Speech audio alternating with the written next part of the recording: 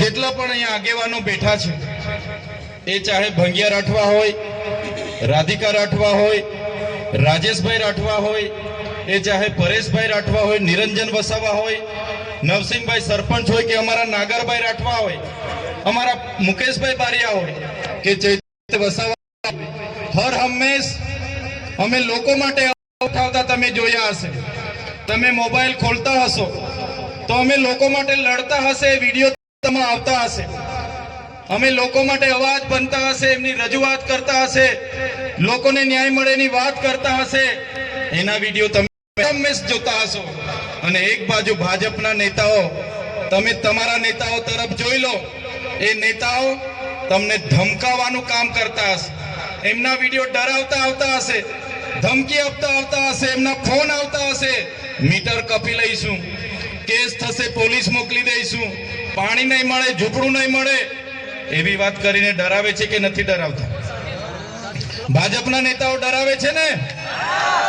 ત્યારે એક બાજુ લોકોના અવાજ બનવા વાળા લોકો અમે બેઠા છે, તમારી લડાઈ લડવા વાળા લોકો અમે બેઠા છે, અને એક બાજુ આપણા લોકોને ડરાવવાની, ધમકાવવાની, દબાવવાની, રેડ પડાવવા વાળા લોકો બેઠા છે.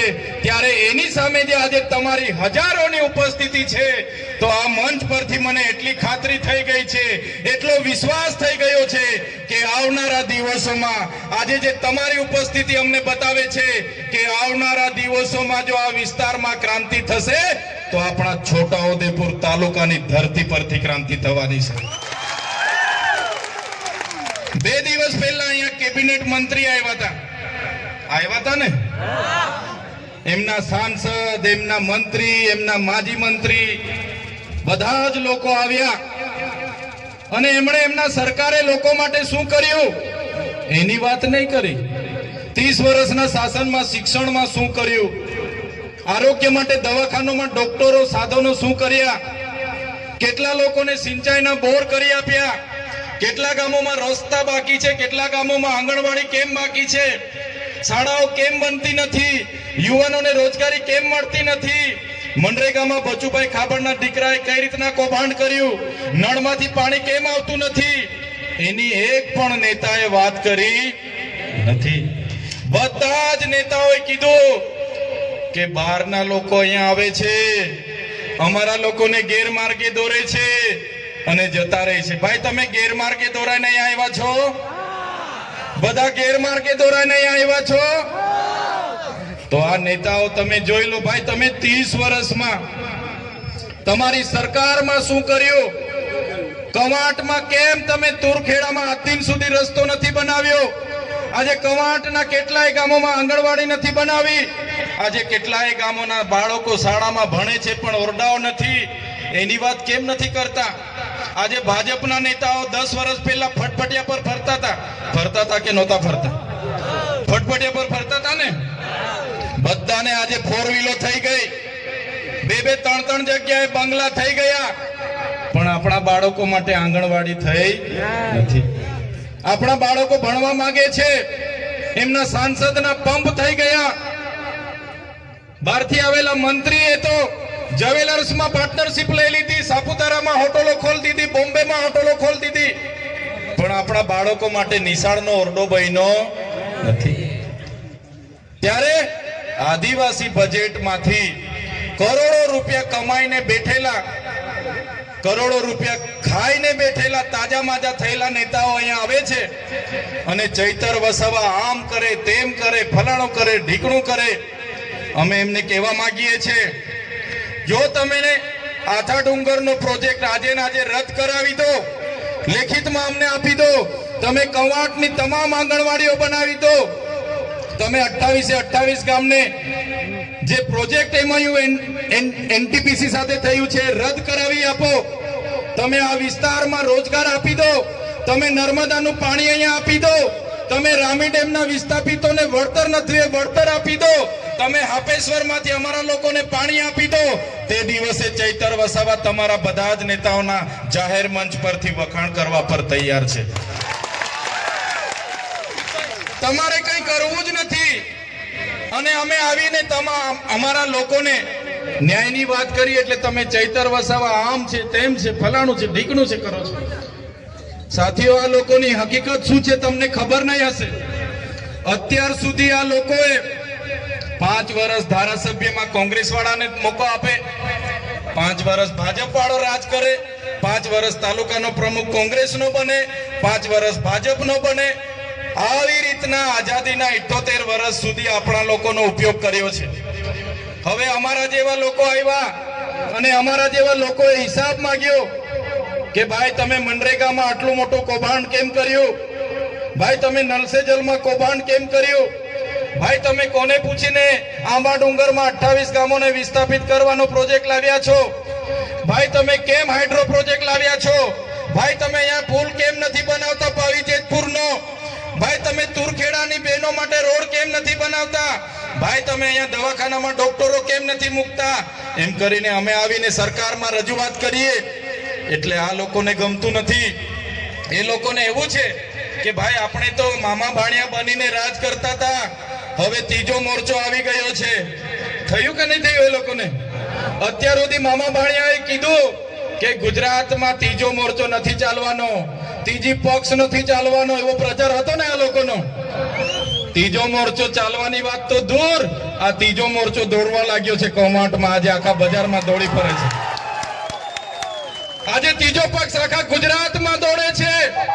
એટલા માટે આ લોકોને ડર પણ બેસી ગયો છે કે ભાઈ હવે તો મામા ભાણિયા આપણે વેવાય હતા, વેવાય વટુલોમાં 5 વર્ષ તમે કરતા હતા, 5 વર્ષ મારો વારો હતો. હવે તો આ બધા નવા આવ્યા છે, એ લોકો હવે લઈ જશે. એટલે બંને બાજુના નેતાઓ ભેગા થઈને એકલા ચૈતર વસાવાના અમારા ટીમોને રાતે પણ યાદ કરે છે. રાતે ઊંઘમાં પણ અમે દેખાઈએ છીએ, રાતે સપનામાં પણ ચૈતર વસાવા દેખાય. એટલે રાતે ઉઠીને 1 ગ્લાસ માટલાનું પાણી પીવું પડે ને સવારે અમે ઉઠીને જોઈએ તો મોબાઈલમાં એ લોકોના વિડીયો આવી જાય છે. સવારે એ લોકોના વિડીયો મારા મોબાઈલમાં આવી જાય છે. હા, પેલા બાજુ સાંસદો પણ, આ બાજુના સાંસદો પણ, મંત્રીઓ તંત્રીઓ ચૈતર વસાવા, ચૈતર વસાવા, ચૈતર વસાવા, ચૈતર વસાવા. એટલે અમારા જેવા સામાન્ય પરિવારના લોકો રાજનીતિમાં આવ્યા. આજે પરેશભાઈ જેવા રાજનીતિમાં આવ્યા, રાજેશભાઈ રાજનીતિમાં આવ્યા, નિરંજનભાઈ રાજનીતિમાં આવ્યા અને અમે ચોખ્ખી રાજનીતિ કરીએ છીએ.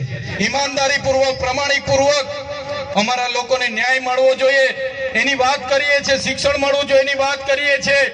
એટલા માટે હવે આ લોકોને ખબર પડી કે આપણી તો સત્તા જવાની, આપણી તો ખુરશી જવાની. અત્યાર સુધી તો ખોટું બોલી બોલીને મત લીધા, હવે ચાલવાનું નથી. ત્યારે આજે નેતાઓ પણ રોડ પર ઉતરીને 2 હાથ જોડે છે. આજે રોડ પર ઉતરીને ડિસ્કો કરે છે, નાચણું કરે છે. આવનારા દિવસોમાં અમારી ટીમ એટલી મહેનત આ વિસ્તારમાં કરશે તમારા માટે, એટલા પ્રયાસ આ વિસ્તારમાં કરશે કે તમારા સાંસદ, તમારા મંત્રી તંત્રી, તમારા તલાટી કમ મંત્રી તમને નહોતા મળતા ને, થોડા દિવસ ખાલી અમને આપો, આ તમારા મંત્રી તંત્રીઓ તમારા ગામડે ગલીએ ગલીએ અમે ફરતા કરી દઈશું.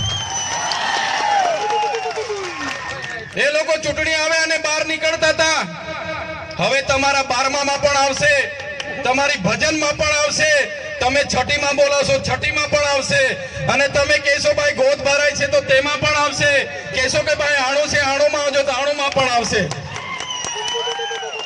કેમ કે ત્રીજો મોરચો ચાલવા લાગ્યો છે, દોડવા લાગ્યો છે. એમની ખુરશીઓ અને સત્તાઓ જતી રહેવાની છે. એટલા માટે આ લોકો આજે અમને ટાર્ગેટ કરે છે. પણ મારા સાથીઓ, અમે કેમ કવાંટમાં આવીએ છીએ? અમે કવાંટમાં એટલા માટે આવીએ છીએ, અમારે તુરખેડામાં અમે તે વખતે ગયા, અમારી જ્યારે યુવાન દોત દીકરી, અમારી બેન રસ્તો ન હોવાથી એને એમ્બ્યુલન્સ ન પહોંચી, ડિલિવરીની પીડાથી એની પીડા ઉપડી અને ગામના યુવાનો ઝોલીમાં લઈને જતા હતા. એ બેન રસ્તામાં મરી ગયા. એ બેનના ઘરે હું ગયો અને દીકરો નાનો હતો, એ દીકરો રડે, એનો પરિવાર રડે. ત્યારે અમે બેનનું દુઃખ અમે મહેસૂસ કરીએ છીએ. જે બેન સાથે આ થયું એ આ ભાજપના નેતાઓને ખબર નથી પડતી. જે દિવસે આ ભાજપના સાંસદ, એમના મંત્રી, એમના ધારાસભ્યની બેન, પોતાની દીકરી સાથે આ રીતના જોલીમાં મૃત્યુ થશે ને, તે દિવસે આ લોકોને ભાન આવી જશે કે ડિલિવરીની પીડા શું હોય છે. અમે આ કવાંટની દીકરીને અમારા પોતાની બેનનું દુઃખ સમજીને મહેસૂસ કરીએ છીએ. અમારા ખેડૂત સાથે આજે અન્યાય થાય છે, અત્યાચાર થાય છે. અમારા યુવાનો સાથે આજે લાઠીચાર્જ થાય છે. અમારા યુવાનો ભણી ગણીને આગળ વધે પણ એને રોજગાર નથી મળતો, નોકરી નથી મળતી, પેપરો ફૂટે છે. નામે કરોડો રૂપિયાના કૌભાંડો થાય છે. આજે ગામડામાં રોજગારી આપવા માટે મનરેગા હતી, એમાં મંત્રી અને તંત્રીએ કરોડો રૂપિયાના કૌભાંડો કર્યા. આજે અમારા લોકો બિસ્તરા પોટલા અને બગલમાં છોકરા લઈને શહેરોમાં મજૂરીએ જાય છે. આજે અમારા લોકોએ નર્મદામાં પોતાની જમીનો આપી આખા ને આખા ગામડા વિસ્થાપિત થયા.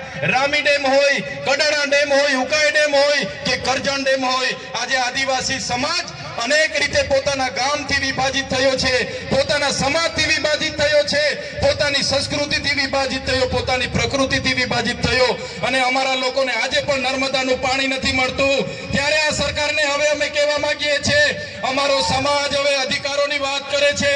અમારા અધિકારો તમે અમને આપો. સંવિધાનમાં જે અમને પ્રાવધાન છે, અમારી અનામત તમે અમને આપો. અમારી જમીનો તમે પ્રોજેક્ટના નામે છીનવવાની વાત કરો છો.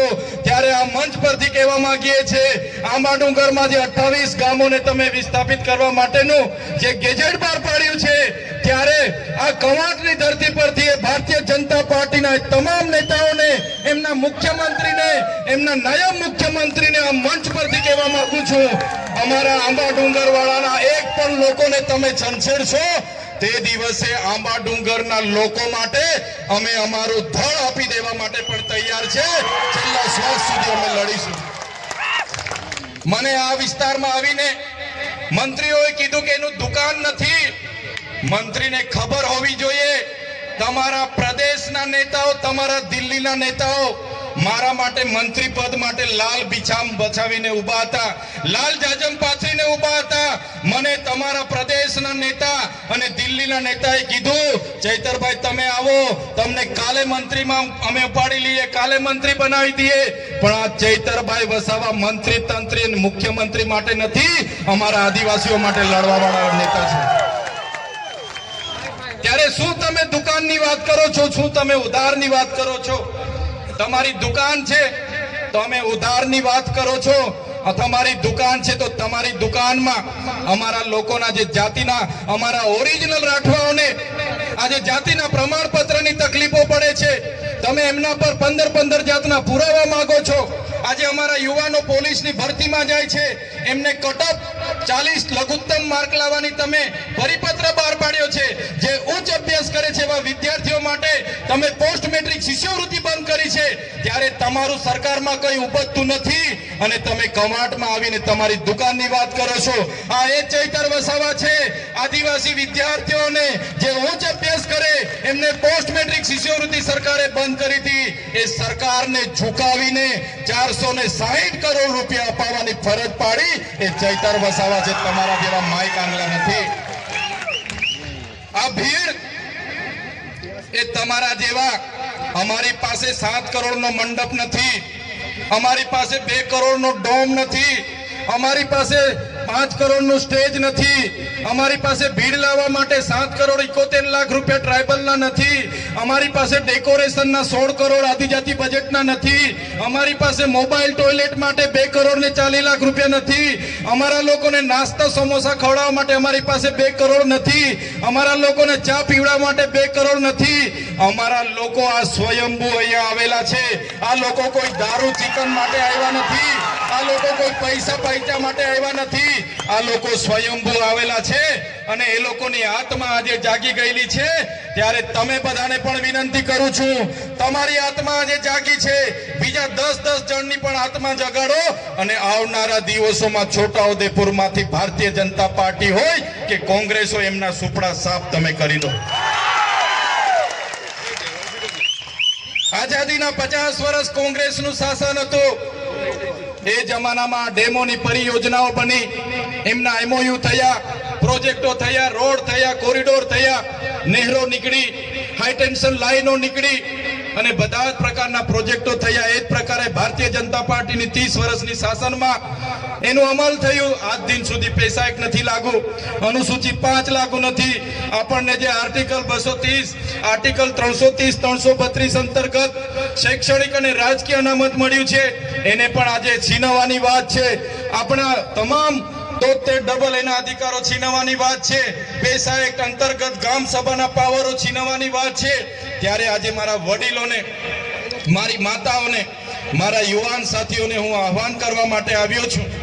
આજે મંચ પર બેઠેલા તમામ સરપંચો, અમારા તમામ પદાધિકારીઓ તમારા માટે લડવા માટે તૈયાર છે. આ ચૈતર વસાવા તમારા માટે છેલ્લા શ્વાસ સુધી લડવા તૈયાર છે. પણ મારા વડીલો, મારી માતાઓ, મારા યુવાન સાથીઓ, તમને હું વિનંતી કરવા માટે આવ્યો છું કે હવે તમે તૈયાર થઈ જાઓ. આ લોકોના જૂઠા વાયદાઓમાં નથી આવવાનું. આપણી અસ્મિતા બચે, આપણી સંસ્કૃતિ બચે, આપણી જમીન બચે, એ માટે આપણે બધાએ તૈયાર થઈને હવે આવનારી ચૂંટણીમાં ઈંટનો જવાબ પથ્થરથી આપી દેવા માટે તમારે તૈયાર રહેવું પડશે. અહીંયા મંત્રી આવ્યા હતા 3 દિવસ પહેલા. એમણે કીધું એવો તો કોઈ પ્રોજેક્ટ આંબા ડુંગરનો નથી, એવો તો કોઈ પ્રોજેક્ટ હાઇડ્રો પાવરનો નથી. ત્યારે સાથીઓ, એ મંત્રીની જેમ હું હવામાં વાત કરવા નથી આવ્યો. એ મંત્રીને હું કહેવા માટે આવ્યો છું.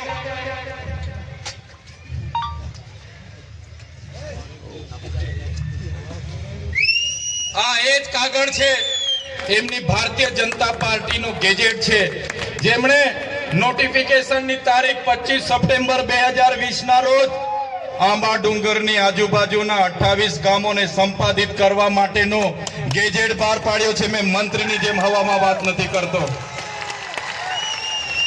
અને સાથે જે મંત્રીને કહેવા માંગુ છું, તમારા જેવા અમે પાર્ટીના ગુલામ નથી. અમે આ સમાજ છે તો અમે ચૂંટાઈના જે ધારાસભ્ય બનીએ, અને જે દિવસે અમારા સમાજને અમારી જરૂરત પડશે ને, તો આ મંચ પર બેઠેલા લોકો પહેલી લાઠી ખાશે, મંચ પર બેઠેલા લોકો પહેલી ગોળી ખાશે, પણ અમારા સમાજને અમે ન્યાય અપાવીને રહીશું, ન્યાય અપાવીને રહીશું. જે પ્રકારે પાડળિયામાં આદિવાસી સમાજના 12 ગામ ઉઠાડવા માટે પોલીસ અને જંગલ ખાતું ગયું, અને ત્યાંના અમારા આગેવાનો એક થયા અને પાડલિયાના લોકોએ આદિવાસીનો પરચો બતાવ્યો. એ જ પ્રમાણે આવનારા દિવસોમાં જો અમારા આંબા ડુંગર અને આજુબાજુના 28 ગામ અને અમારા હાઇડ્રો પ્રોજેક્ટના નસવાડીના ગામના લોકોને જો પ્રશાસન હેરાન પરેશાન કરવા વાળા આવશે, તો સમજી લો પાડલિયાવાડી અમે કવાંટમાં પણ કરીશું. પાડલિયાવાડી કવાંટમાં પણ થશે. જે જંગલ ખાતાને પોલીસના માથા તૂટ્યા હતા, એ જ પ્રકારે આવનારા દિવસોમાં અમારા એક પણ આદિવાસી ખેડૂતને અહીંયા ખોટી રીતે હેરાન કર્યો છે, તો તમારા પણ અમે અહીંયા ભૂક્કા બોલાવી દઈશું. સાથીઓ, આ લોકોને ટેવ પડી ગયેલી છે સત્તામાં બેસીને પોલીસનો ઉપયોગ કરવાનો, જંગલ ખાતાનો ઉપયોગ કરવાનો. પણ આ મંચ પરથી કહેવા માંગુ છું, આજે જેટલા પણ આ કાર્યક્રમમાં પોલીસ વ્યવસ્થા માટે, કાયદો વ્યવસ્થા માટે ઉભા છે, પોલીસ માટે એકવાર જોરદાર તાળીઓ પાડી લો.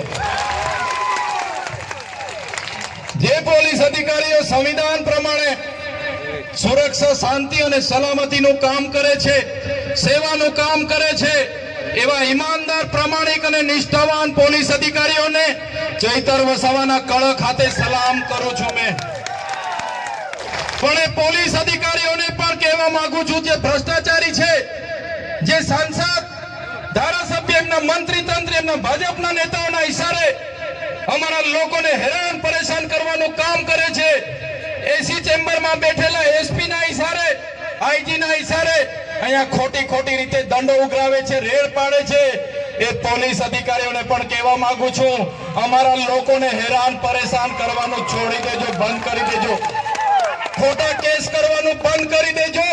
નહીં તો જે દિવસે અમે રોડ પર ઉતરીશું ને, તે દિવસે તમારા બધા જ પોલીસ અધિકારીઓ જે એસી ચેમ્બરમાં બેસીને આદેશો કરે છે, એમના પણ અમે હિસાબ કિતાબ કરી દઈશું. સાથે જંગલ ખાતું, આ આદિ અનાદિકાળથી અમારો સમાજ આ જંગલમાં વસનારો છે. આદિવાસી એટલે આદિ અનાદિકાળથી વસનારો આદિવાસી.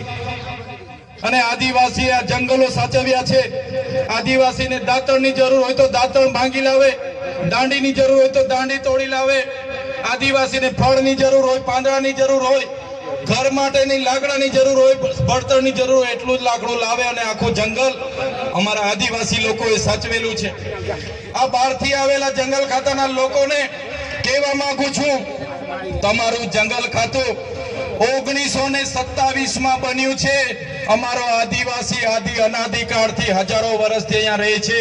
તમારું જંગલ ખાતું 1927 માં બન્યું છે.